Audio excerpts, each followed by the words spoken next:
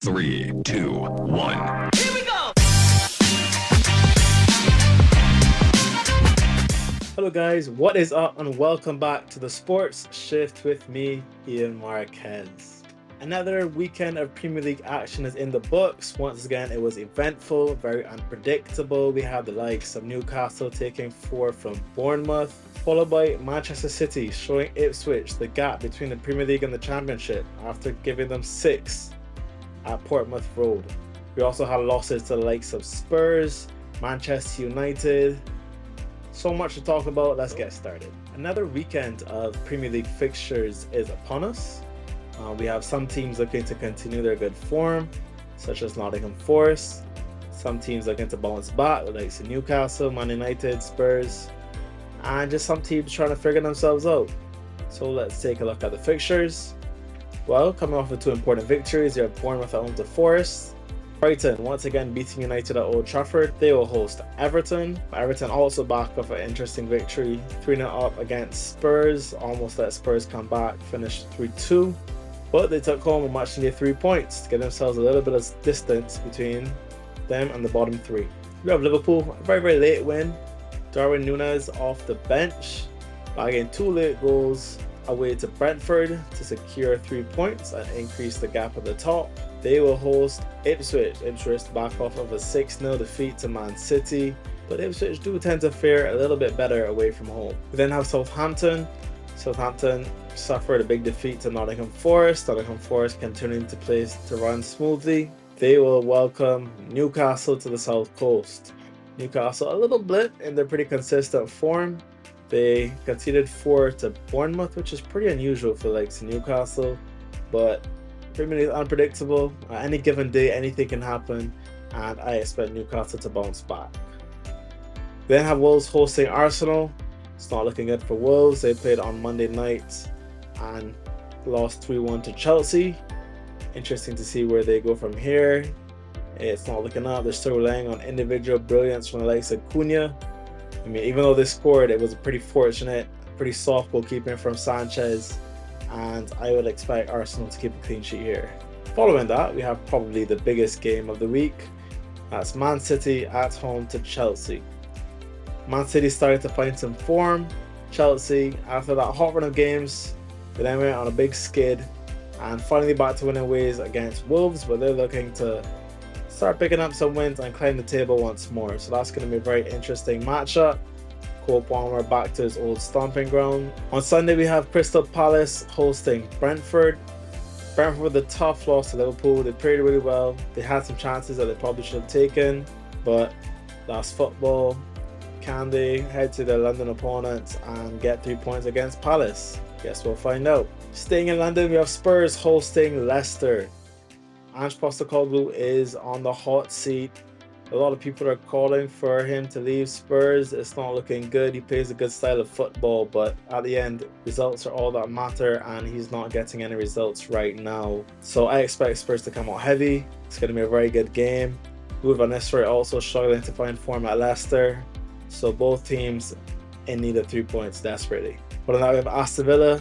Just suffered a 1-0 defeat to Monaco in the Champions League. They will be hosting Graham Potter's West Ham. And to round it all off, we have Fulham at home to Manchester United. Man United coming off a very weak performance against Brighton. I'll get into that in a little bit, but let's see my predictions. So here are my predictions. First game of the week, as I told you last week, is always unpredictable. Once more, it features Bournemouth at home to Nottingham Forest. I expect a draw. Nottingham Forest tend to be pretty clinical, but they don't create much. On the other hand, Bournemouth might create a little bit more, but they don't tend to be as clinical. So I guess it kind of evens out. And I am thinking a low scoring draw. Can Chris Wood maintain his form? He's returned in the last 4 games. The likes of Kluivert, Semenyo, Ouattara. Let's see where that goes. The next game features Brighton at home to Everton. Both teams coming off of important wins. Brighton with a dominant display at Old Trafford.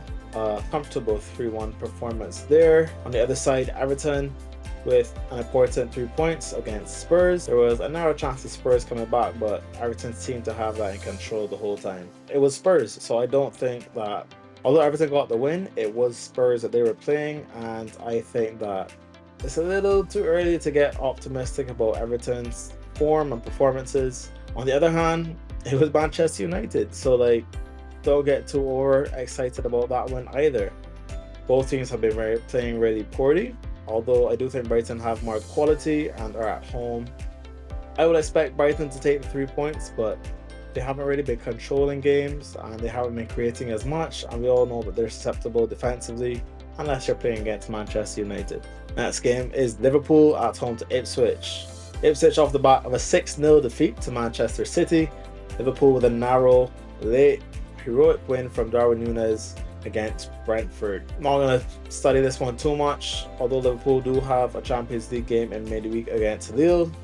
I expect them to be quite comfortably victorious against Ipswich, and if they're ahead early, once Salah gets his goal, his return, because he's looked a little shaky in the last couple of weeks, I expect some rotation for Arne Slot, the likes of Gakpo, Luis Diaz in the midfield, the likes of Harvey Elliott, Curtis Jones getting a chance to run. So I expect a little bit of rotation, maybe some early subs, but a clean sheet is not always guaranteed. Against Ipswich, they do tend to create, they have a nice play style. Whether they have enough quality to stay in the Premier League, I'm not sure. I really hope so, because I enjoy watching Ipswich play, but it's going to be a tough fight. Southampton, the worst team in the Premier League, possibly the worst team in Premier League history. As of right now, statistically they are. Let's see if they go on any late runs. It already looks like it's a wrap. That being said, the players are playing with a little bit of freedom, I guess because they know that it's pretty much confirmed. Well, they'll be welcoming Newcastle. Newcastle will be coming in looking for revenge after that 4-1 defeat to Bournemouth, and I expect them to be ruthless. Look for the likes of Isak, who just ended his 8-game scoring run. Isak, Anthony Gordon, both to be involved in goals. Maybe their defense may get some assists. I would look pretty heavily at Newcastle to run route against Southampton.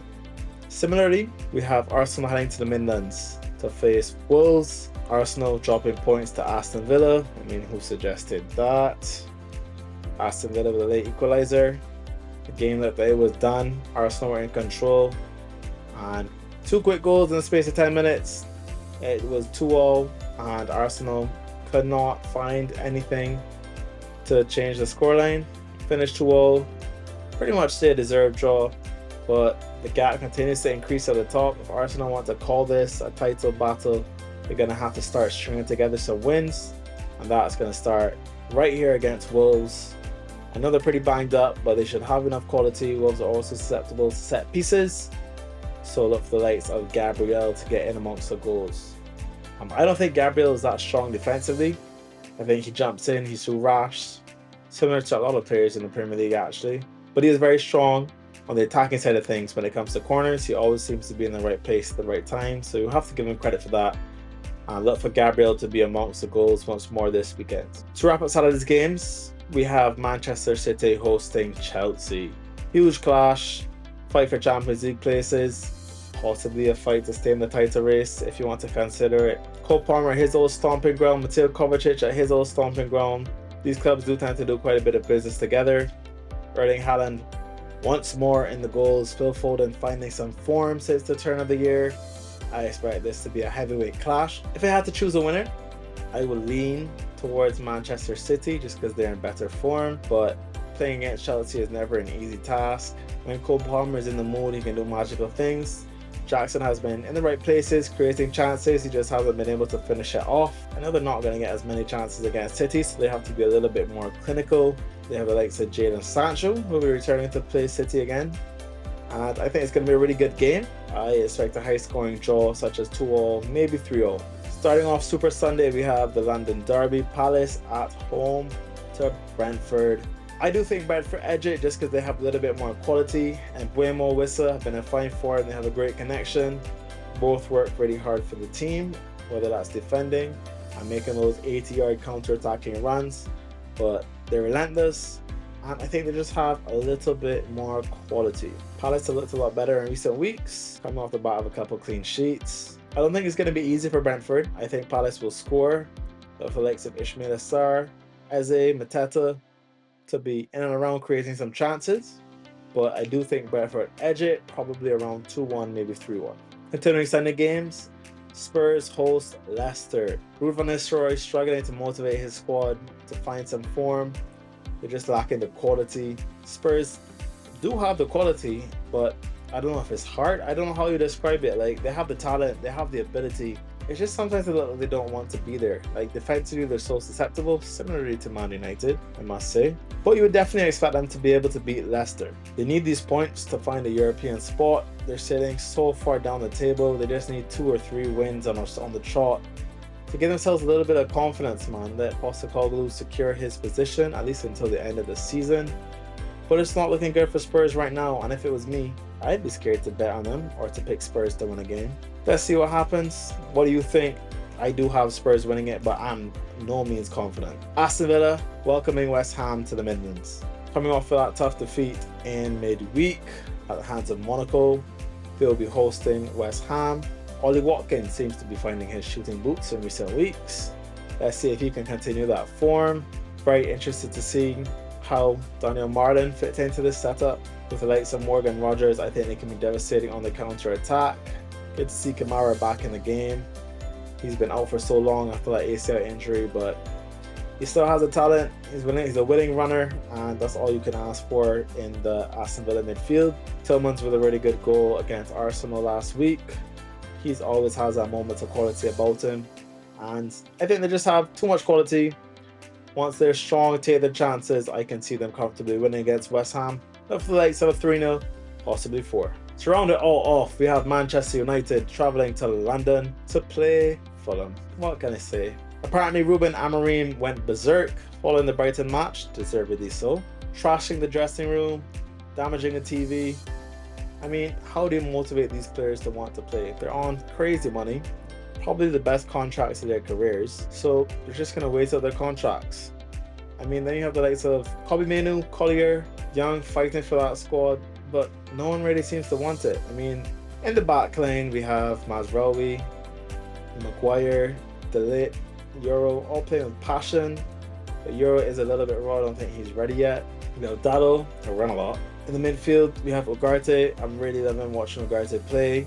Next to Mainoo, the issue with that is when Mainoo and Ugarte play, it forces Bruno to play higher up. That means he gets on the ball a little bit less, and he seems to be more influential playing deeper, which means you have to sacrifice Mainoo, who's one of our better players. So it's a tough balance to find. When Garnacho starts, he's a little out of it. Whether it's Højlund or Zirkzee, it's the same. They're both isolated, little service. Ahmad fights, he presses like a maniac, but he's usually by himself. Opposition teams have figured it out. They're going to put 4 or 5 people to circle it, narrow it down, shut down the space, force them to pass, and then they're pretty comfortable when one of the other players get on it. United were fortunate to score with a penalty last week, but they've just been struggling to create and struggling to find chances. On the other side of the ball, they're giving away such simple chances. Any set piece, pretty confident it will score against Man United. You don't have to do too much.